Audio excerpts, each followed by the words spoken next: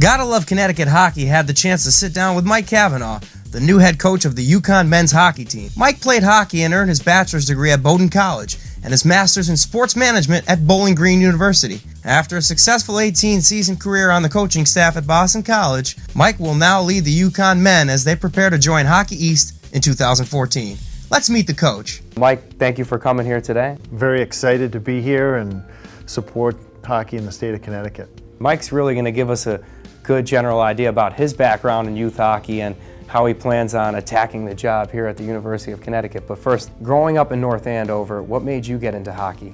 I grew up on Long Island in my early years, so my dad was a basketball player and he didn't really know anything about hockey.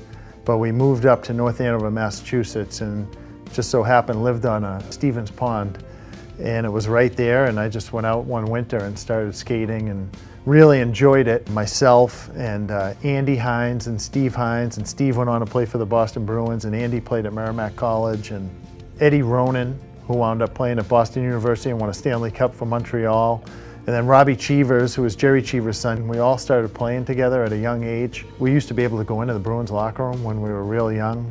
That was such a treat. I remember meeting Ray Bork when he was a rookie, just seeing Rick Middleton and Gary Doak and Jerry Cheevers, all those great names, Wayne Cashman, Peter McNabb at the time. That probably cemented our love for the sport when we get to hang around with those guys or see those guys in that type of setting. The guy that I worked with at Boston College for 20 years, Jim Logue, who was a goaltender on the 1968 Olympic team, great player at Boston College. He was our coach growing up, so we had a really fun time when we played youth hockey, and a good bunch of people that we played with, and I really enjoyed it. You moved on to Bowdoin and 3-year letterman in the sport of ice hockey.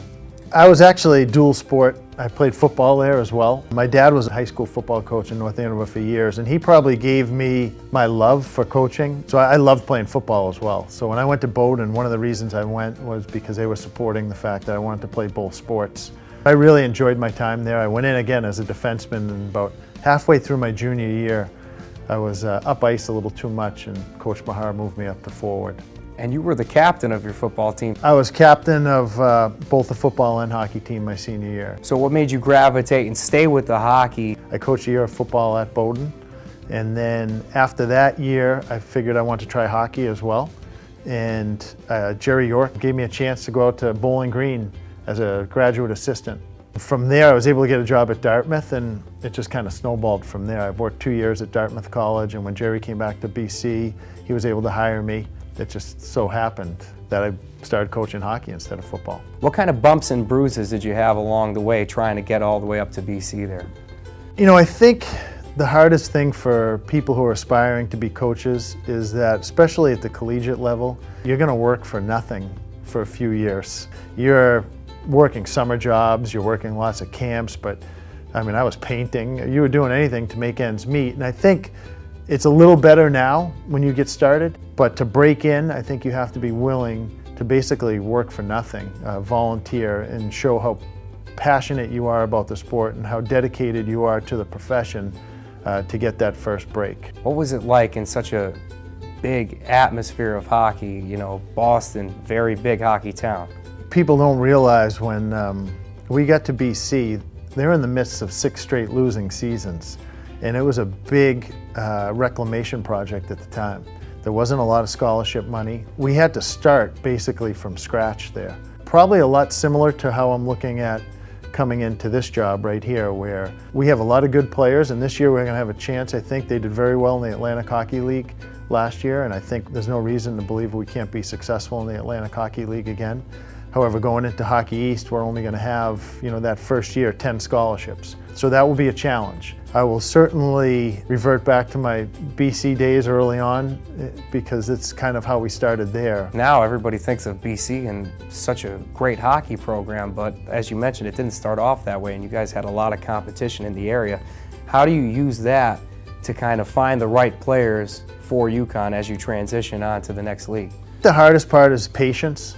We're going to put forth a strategy, type of team we want to create, and a culture we want to have here at the University of Connecticut, and we've got to stick to it. And at times you're going to be maybe tempted to stray away from it for a win here or there, but I think in the long run, if you stay the course, that it will pay off big dividends down the line. What kind of characteristics do you want to have to build that perfect athlete that you need to help you with your transition? Obviously, we want guys that can skate and play at a fast pace. We want guys that can think the game very well. And we want high character guys. We want guys that are going to be able to, handle a tough 2-1 overtime loss and also not be afraid to play in a 3-3 overtime championship game. There's a lot of good hockey players out there, especially in this state. And that's part of the reason why you took the job, because you believe it's a hotbed. Without a question. I think it's important that you have a home base. You look at a lot of the historic programs, whether it's BC, whether it's Michigan, whether it's Minnesota, they have a home base of recruiting where they get the majority and the bulk of their team. And there's no reason to believe here, with the state of hockey in Connecticut, you had another Connecticut boy, Ben Smith, win a Stanley Cup. He had Jonathan Quick last year, Ryan Shannon, who has won a Stanley Cup, and the number of players playing in college hockey right now that come from this state, there's an abundance of players here that we can recruit from. If you last 18 years here like you did at BC, then certainly you should have some good talent, because it looks like, especially in the 97s and 98s age group, that there's a lot to pilfer from here in the state of Connecticut. Yeah, just recently, one of my newly hired assistants, Mike Souza, just worked the New England hockey camp, and I believe 5 out of the 10 kids that will be going to the USA Festival in the 97 group were Connecticut kids out of New England, and I think it was 10 out of 14 in the 98 group, which bodes very well for us recruiting-wise down the road.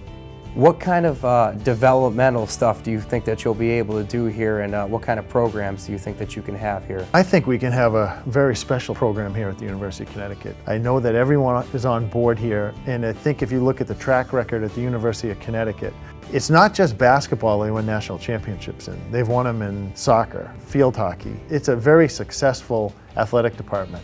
And when they do something and put their mind to something, they're going all in, and they want to be competing for championships. And if I didn't believe that when I came down here on the interview, I wouldn't have taken the job. What advice can you give to some of the Connecticut hockey parents in the development of their kids?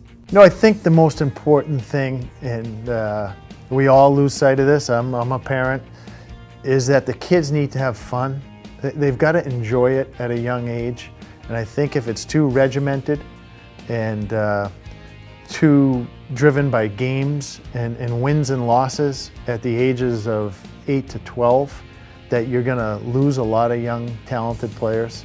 I think they have to really focus on skill development and enjoying playing hockey. And I think kids should play other sports too. I think that also helps with your development, not only as an athlete, but as a person. What would you say that your parents did for you that really helped you and helped you become the man that you are today and so involved in the hockey? They, one, emphasized academics, and I think that's what drives me as a coach. I love being in the collegiate atmosphere, because even at BC, where we had, I think I coached 27 guys that played pro hockey, all of those guys at some point are going to have to get into business when they're done playing, or have to work for a living. And you better have some type of educational background. That, and along with, they always taught me to do things with integrity, that there are no shortcuts when you take on a task in life. What can you tell some of the kids out there who want to play hockey and have fun at the same time? I would say listen to your coaches, and don't get caught up. Don't let hockey be the sole focus, of your life. There are so many things out there, and the more well-rounded you are as a person, you'll become that much better of a hockey player. Relationships, your educational values, if you don't pay attention to those things, and hockey's a focal point of your life, I think at some point you'll be disappointed. I think that paints a very good picture, Coach, and thank you very much for sitting down with us here today and really talking about what the kids should expect out there, and hopefully youngsters out there, you'll listen to what Coach Mike Cavanaugh is saying, and perhaps you can play for the Huskies one day. That about does it here from the Mark Fritas Ice Forum. We'll talk to you later on Gotta Love Connecticut Hockey.